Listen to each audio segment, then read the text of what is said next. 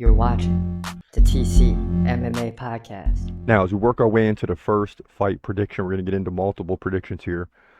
You got Johnny Walker versus Volkan Oezdemir, and this is going to be a great fight in the light heavyweight division. Johnny Walker's a guy that can beat anyone on any given day, but he's also susceptible to being KO'd. Please believe it, as we've seen before. So let's get into that prediction first and right now. In the light heavyweight division at UFC Saudi Arabia, you got your boy Johnny Walker coming in at 21-8. The Brazilian takes on Volkan Oezdemir, who comes in at 19-7. Johnny Walker really tall, right? At 6'6", he's 4 inches taller than Volkan. He's 32, Volkan's 34. Johnny Walker has a 7-inch reach advantage. Both guys stand right-handed. Now the differences, Volkan is more active on the feet, 4.6 significant strikes per minute to 3.8. So that equates to about 10 significant strikes over the course of the fight.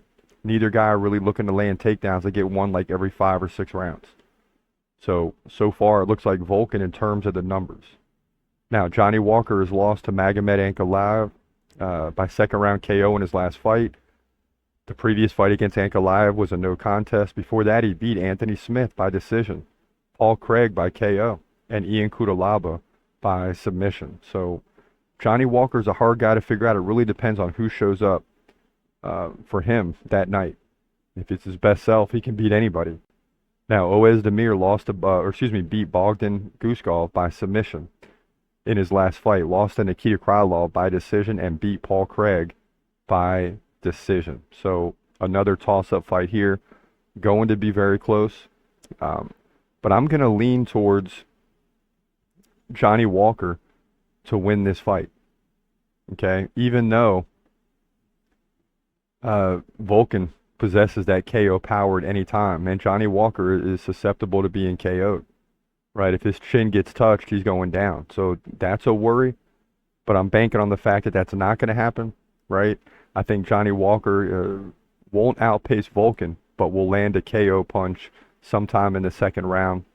If I had to isolate it to a round, it would be the second round. But one way or the other, Johnny Walker's going to pull this thing out. He's got to. He needs a win here. He'll get it, in my opinion, to move to 22-8, likely by KO. Light heavyweight division, UFC Saudi Arabia. Yeah, and when I was looking at this fight, I figured somebody's getting KO'd, and Johnny Walker is susceptible to being KO'd. There's no question about it. But then after doing so, he comes back and wins like 2, 3, 4 fights in a row. And it seems like he's back, and he's beaten some people I thought he might lose to. So Johnny Walker's a tough guy to predict. It really matters which Johnny Walker is going to show up in this fight, right? And someone's going to get KO'd, so I just got to take a chance on Johnny Walker here. This one's isn't a sure thing by any means.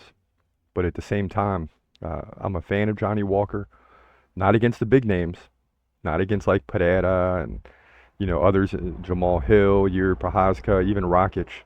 But in this situation against Oezdemir, I got to believe Johnny Walker is going to get the job done. He cannot afford to lose this fight, and I look for him to win. He's gonna fight, he's gonna fight. Hold your breath till the end of the night.